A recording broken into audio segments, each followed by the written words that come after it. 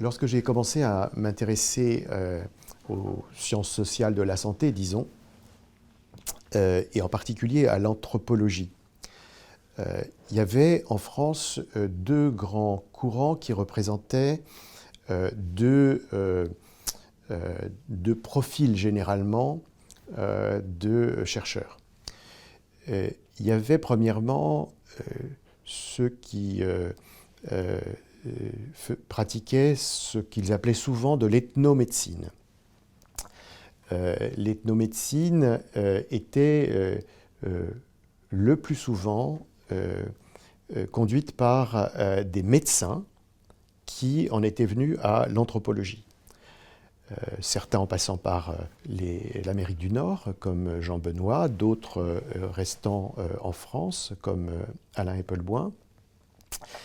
Et au fond, il y avait une approche très attentive à la description des maladies, description des traitements, et à une certaine manière de catégoriser, mais avec toujours un regard qui restait médical au sens où on prenait pour argent comptant le fait qu'il y a une catégorie que dans les sociétés qu'on étudiait, une catégorie qui était la maladie et une autre catégorie qui était les médecins ou les thérapeutes.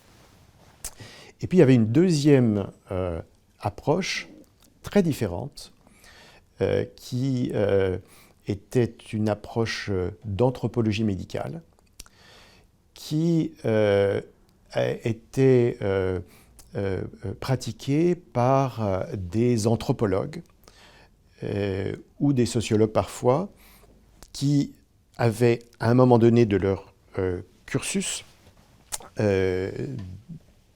découvert en quelque sorte, ou s'étaient intéressés à ces phénomènes de maladie et de médecine, mais sans préjuger que les catégories aient été déjà présentes dans ces sociétés. C'était notamment le cas de Marc Augé, qui a travaillé qui avait fait sa thèse d'État sur les théories de la sorcellerie en Côte d'Ivoire. Et ça a été plus tard le cas de Françoise Héritier-Auger, qui a abordé de façon un petit peu latérale ces questions, et Jean-Pierre Dozon également, avec lequel j'ai beaucoup travaillé ensuite. Et donc cette seconde approche abordait de façon très différente la maladie et la médecine, à la manière, je dirais, dont Evans Pritchard avait pu le faire lui-même dans ses travaux bien auparavant. Et donc il y avait ces deux grands courants qui ne se rencontraient pas, qui se critiquaient même, et donc moi étant médecin, je dirais que j'ai voulu m'écarter le plus possible de ce qu'était ma profession initiale, parce que sinon j'avais l'impression d'être trop dans une redondance. Et donc je me suis beaucoup rapproché de cette seconde voie de l'anthropologie médicale qui, par exemple, conduisait Marc Augé à parler d'événements au lieu de maladies, par exemple. Insister sur la question du malheur également.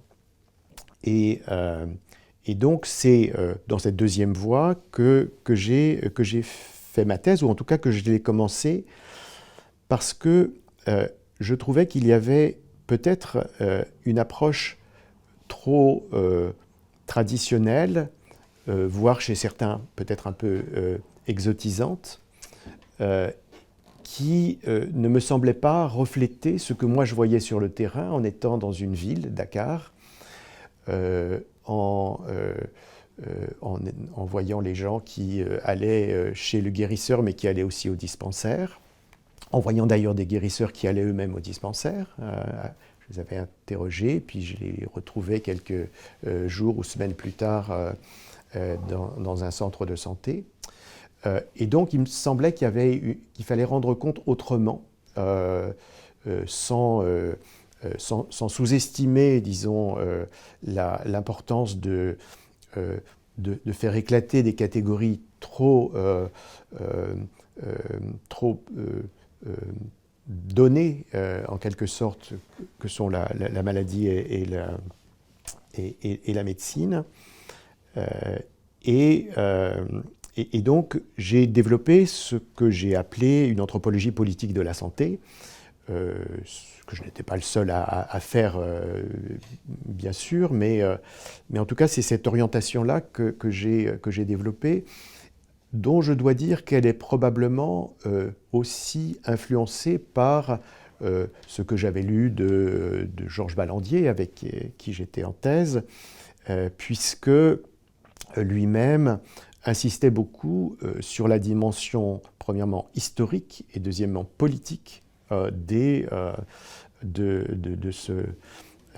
objets qu'il étudiait. Et c'est très précisément ce que moi-même j'essayais de faire. Et pour être très concret, par exemple, lorsque je n'ai pas parlé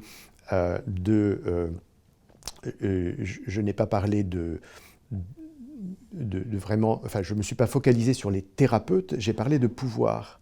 Et donc, dans ces pouvoirs, il y avait des pouvoirs religieux, il y avait des pouvoirs politiques, et il y avait des pouvoirs thérapeutiques. Et ça constitue, je crois, les trois chapitres dans ma thèse sur la question qui s'appelait quand même « Thérapeute et malade dans la ville ».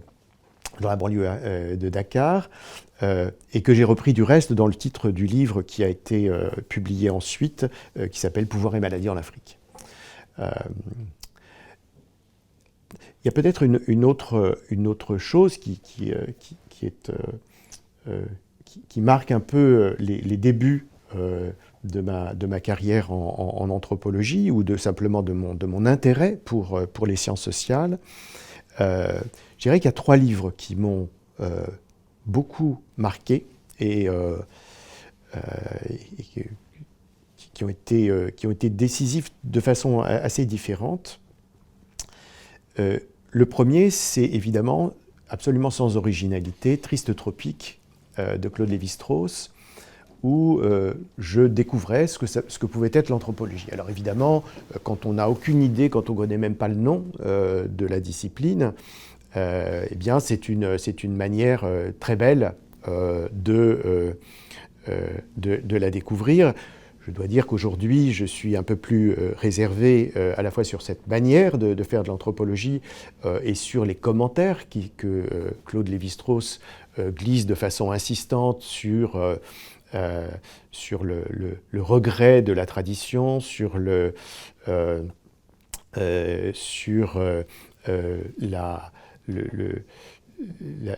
son regard, le regard qu'il porte sur des villes comme Calcutta, où moi-même j'ai travaillé. Et donc, mais malgré tout, c'est un livre qui m'a en quelque sorte ouvert les yeux, comme ça a été le cas pour certainement beaucoup de personnes, y compris qui n'ont pas fait de l'anthropologie ensuite. Le second livre, c'est La distinction de Pierre Bourdieu. Et lorsque je l'ai découvert, ça a été pour moi une révélation en quelque sorte d'introspection sociologique, c'est-à-dire que je comprenais, moi qui venais d'un milieu populaire et qui me retrouvais par mes études de médecine dans des catégories sociales beaucoup plus aisées, je découvrais comment fonctionnait la distinction comment dans les choix musicaux, comment moi qui probablement aimais Vivaldi à l'époque, c'était pas bien d'aimer Vivaldi, il valait mieux aimer les derniers quatuors de Beethoven, etc. Et donc tout ça que je pouvais considérer comme soit de ma part du mauvais goût, soit quelque chose qui méritait d'être acquis par le travail d'écoute, eh bien, je découvrais que c'était déterminé en grande partie socialement par ces jeux de distinction. Donc pour moi, ça a été très important. J'ai commencé à comprendre, je dirais à me comprendre moi-même, mais aussi à me comprendre moi-même en société, mais plus généralement à comprendre des mécanismes qui étaient à l'œuvre. Et du coup, la sociologie s'est mise à m'intéresser. Et puis, il y a un troisième livre qui est en fait celui que j'ai lu en premier. Et qui, pour moi, je crois, a été très déterminant, c'est La recherche du temps perdu de Marcel Proust. Ça a été déterminant comme expérience littéraire, et je crois que ça participe, disons, de l'importance que j'accorde à l'écriture dans le travail des sciences sociales, et dans le travail en particulier ethnographique. Et toutes ces dernières années, j'ai beaucoup réfléchi sur des manières d'écrire qui, tout en respectant les codes et les règles des sciences sociales, et en particulier de l'ethnographie en tant que méthode, pouvaient s'approcher de la littérature, pouvaient permettre de conquérir des publics divers, et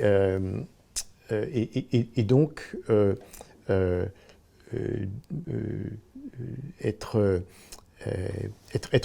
rendre compte aussi d'une expérience qui est celle de l'ethnographe sur son terrain.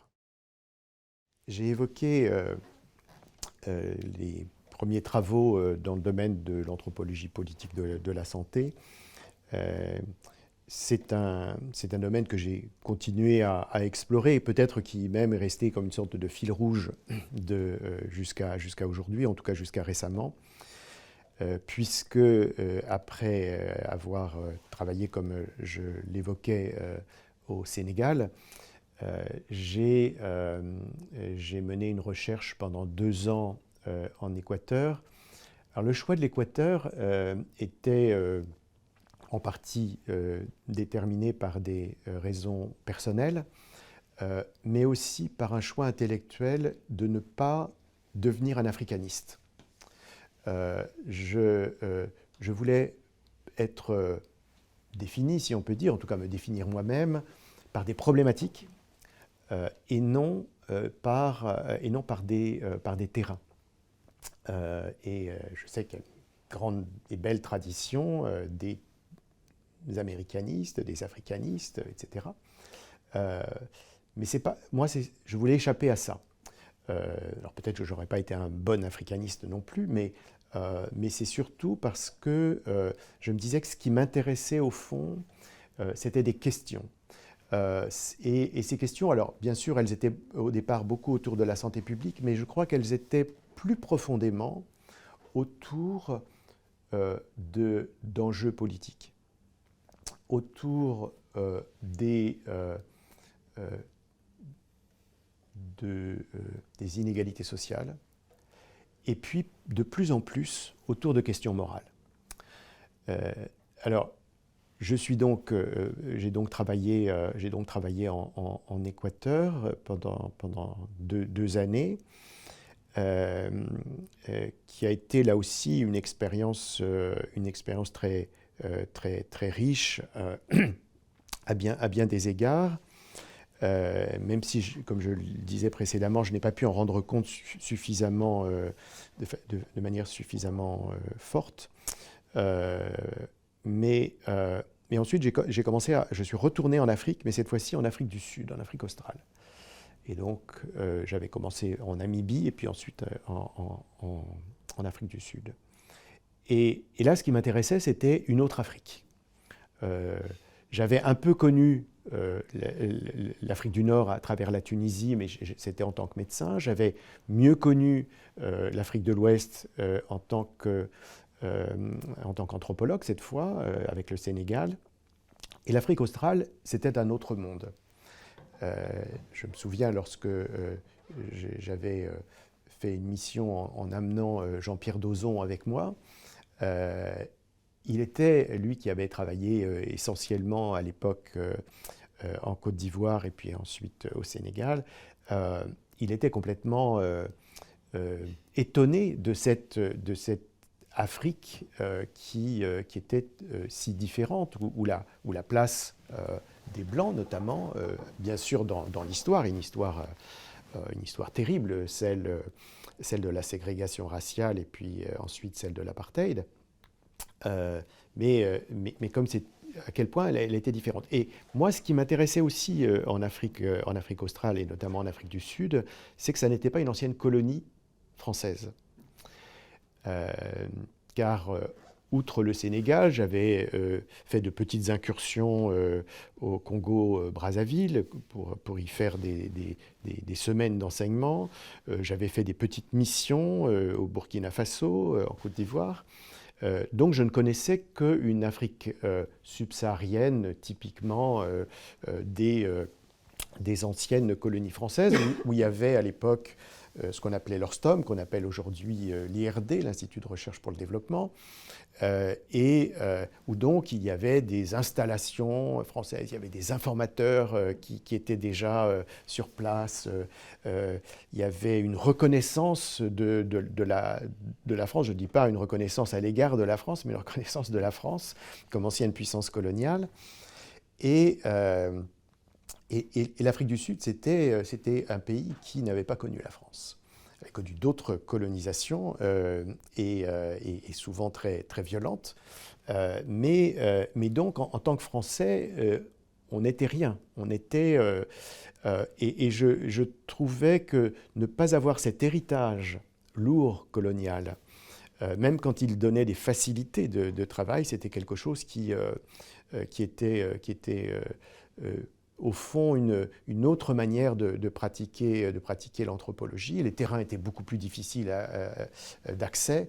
Alors j'ai bénéficié de soutiens locaux, de médecins, d'épidémiologistes, et puis aussi de jeunes chercheurs qui travaillaient avec moi, que j'avais envoyés faire des post-doctorats. Donc j'ai eu beaucoup de chance aussi, et j'ai pu travailler à la fois dans les townships, celui d'Alexandra et celui de Soweto, autour de Johannesburg, et puis dans un ancien homeland, dans le nord du pays, de ce qui s'appelle aujourd'hui le Limpopo. Et donc je travaillais à l'époque sur le sida. Et ce qui m'intéressait dans le sida, c'était deux choses. C'était d'abord cette extraordinaire controverse qu'il y a eu dans le pays entre le président et ses deux ministres de la Santé et la communauté scientifique, puisque le président avait émis des doutes sur la genèse du sida, en considérant que le virus HIV n'était pas la cause, mais c'était simplement un passager dans le sang, et que la pauvreté était en cause, et que par conséquent, les traitements antirétroviraux qui étaient donnés à l'époque étaient au mieux inefficaces et au pire nocifs.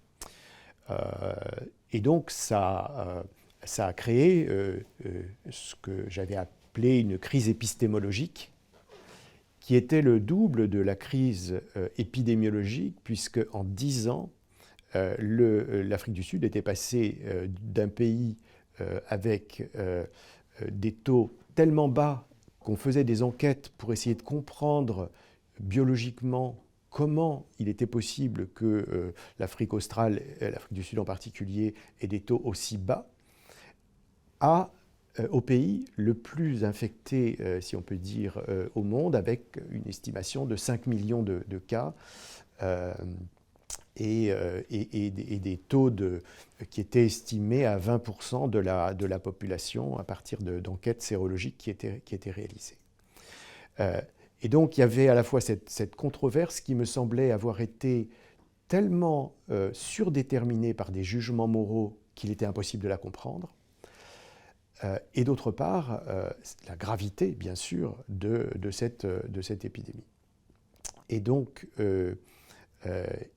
j'ai essayé de travailler à rebrousse-poil, en quelque sorte, de la manière dont on avait pensé la crise épistémologique en particulier, et dont la controverse avait été amenée à ne considérer que de manière négative ce qui était ce qu'on pourrait appeler le côté du président, comme j'avais dit. Et ceci à deux niveaux principalement. D'une part, j'avais essayé de montrer que parmi ceux qui émettaient des réserves à l'égard des politiques telles qu'elles étaient menées par les organisations internationales, il y avait certes des hétérodoxes qui contestaient, comme le faisait le président, l'origine de la maladie et l'efficacité des traitements, mais il y avait aussi des gens qui, en grand nombre, dans les milieux de la santé publique, qui considéraient qu'il y avait un danger à mettre trop tôt sur dans la population ces traitements antirétroviraux, compte tenu des grandes inégalités qui avaient été héritées des années d'apartheid. Il fallait d'abord refaire le système de santé avant de pouvoir mettre ces traitements. Donc eux n'étaient pas du tout des hétérodoxes, ils étaient orthodoxes. Et puis il y avait une grande partie de la population qui, sans avoir de jugement particulier sur le sida en tant que tel, avait une loyauté vis-à-vis du président dans un contexte où, pour la première fois, on avait un gouvernement noir qui représentait les Africains, comme on les appelle en Afrique du Sud, qui représentait les Africains. Donc on n'avait pas simplement un petit noyau d'hétérodoxes, mais il y avait cette diversité dont il fallait absolument rendre compte pour comprendre que lors des élections qui ont eu lieu dans les années 2000, les sondages qui étaient faits montraient que la majorité des personnes noires, personnes africaines, continuaient de soutenir leur président, et d'ailleurs ont voté massivement pour l'ANC, alors même qu'elles n'étaient pas nécessairement sur les mêmes positions. Donc ça, c'est une première chose en termes de compréhension sociologique de ce qui se jouait. Et deuxième chose, sur un plan moral, j'ai essayé à ce moment-là d'opposer deux logiques, deux approches morales qui avaient chacune leur mérite, mais dont une était reconnue internationalement et l'autre était rejetée. La première, c'était de considérer que toutes les vies ont une valeur et que donner des traitements, eh bien, même si c'était sauver une seule vie, c'était déjà quelque chose, a fortiori lorsqu'il s'agissait de vie de petits-enfants, puisque c'était l'époque où il y a eu cette grande polémique autour de la prévention de la transmission de la mère à l'enfant. Fallait-il donner un traitement à la mère ou fallait-il, pour préserver l'enfant, au risque d'ailleurs de rendre la mère résistante au traitement, ou bien fallait-il attendre pour réaliser ces traitements. Donc d'un côté, on avait ce que j'ai appelé dans d'autres travaux une biolégitimité, la légitimité, la reconnaissance de la vie en tant que phénomène biologique qu'il fallait défendre à tout prix, ce qui bien sûr est tout à fait louable. Mais d'un autre côté, ce qui n'était pas vu, c'est qu'il y avait une demande de justice sociale.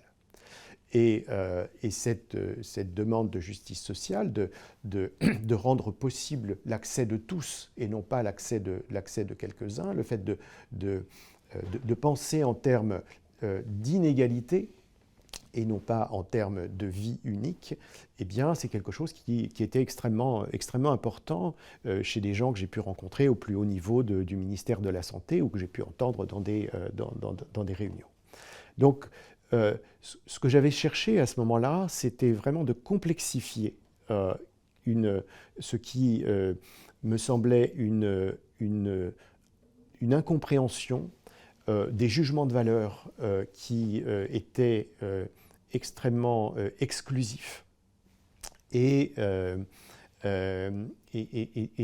rendre compte au fond d'une scène bien plus diverse dans laquelle il n'y avait pas des gens qui étaient moraux contre des gens qui étaient immoraux, mais il y avait deux éthiques qui étaient à l'œuvre.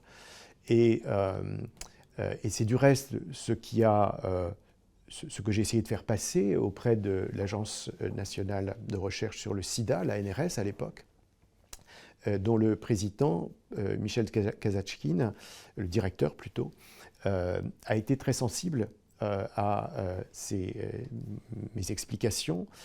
Et dans la mesure où lui-même allait en Afrique du Sud peu de temps après pour la 13e conférence internationale sur le sida, pour laquelle une menace de boycott des organisations internationales, des associations et des médecins était présente.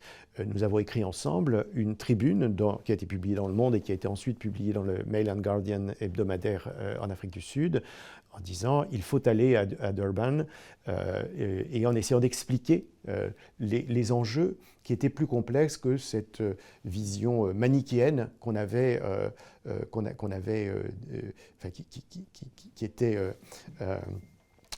qui s'était banalisée. J'ai ensuite eu la chance d'aller dans un petit... d'être invité aux États-Unis dans un petit workshop avec le ministre de la Santé français, le directeur général de l'ANRS et leurs correspondants aux États-Unis, leurs équivalents aux États-Unis, où nous réfléchissions justement sur, au-delà de la réprobation générale qu'il y avait à l'égard du président et de son gouvernement sud-africain, comment continuer à collaborer, comment comprendre cette situation.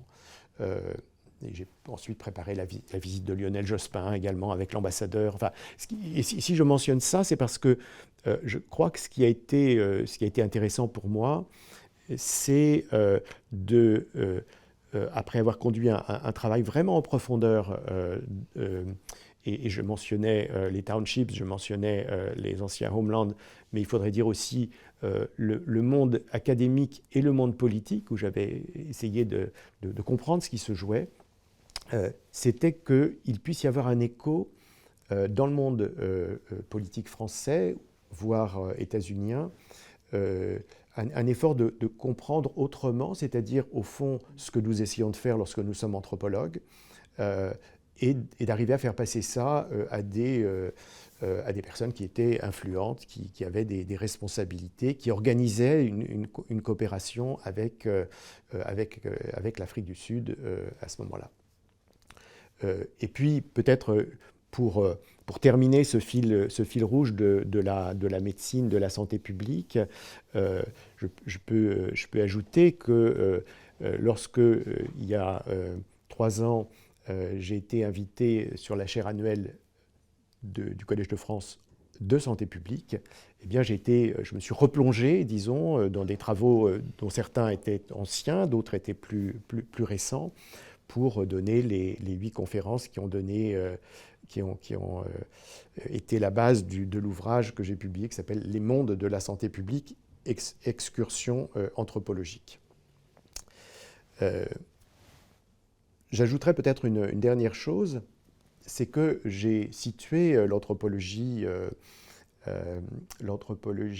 disons, médicale ou l'ethnomédecine, dans un contexte très français. Je dois dire que c'était effectivement ce que je constatais, que pour l'essentiel, il y avait une forme d'autoréférence qui traduisait probablement le fait, et pas simplement d'ailleurs sur la maladie ou la médecine, qui traduisait probablement le fait que la France avait été pourvoyeuse des grands anthropologues ou de plusieurs des grands anthropologues de l'histoire, de Marcel Mauss à Claude Lévi-Strauss, en passant par Georges Ballandier, Marc Auger et bien d'autres. Et que donc il y avait une sorte, sans donner une tournure polémique à ce terme, mais d'autosuffisance. Au fond, on n'avait pas besoin de lire les auteurs anglais, enfin en tout cas c'était comme ça, ou états-uniens, en tout cas c'était comme ça que je voyais les choses au départ. Et moi-même, je n'étais pas très satisfait de cette situation. Et je trouvais qu'il y avait des choses très intéressantes qui étaient faites aux États-Unis ou au Canada. Et par conséquent, je me suis beaucoup inspiré, dans un premier temps, de l'anthropologie médicale critique, telle qu'elle se développait. Des gens comme Nancy Shepherd Hughes, comme Paul Farmer et bien d'autres, qui au fond liaient plus les enjeux autour de la médecine de la maladie à des questions de domination, des questions d'inégalité, des questions de rôle de l'État, de pouvoir des institutions, etc. Et je trouvais qu'il y avait là des sources de réflexion, pour moi d'inspiration très, très clairement. Je pourrais citer aussi dans une autre ligne, plus du côté ce qu'on appelle les STS, enfin les Science and Technology Studies, sur les sciences et les technologies, des gens comme Paul Rabinow ou bien Margaret Lock, dont la réflexion autour des biologies locales, à partir de ces travaux comparatifs entre le Japon et le Canada ou l'Amérique du Nord plus généralement, sur la ménopause d'une part et puis sur la mort d'autre part. J'apprenais beaucoup aussi de ces auteurs.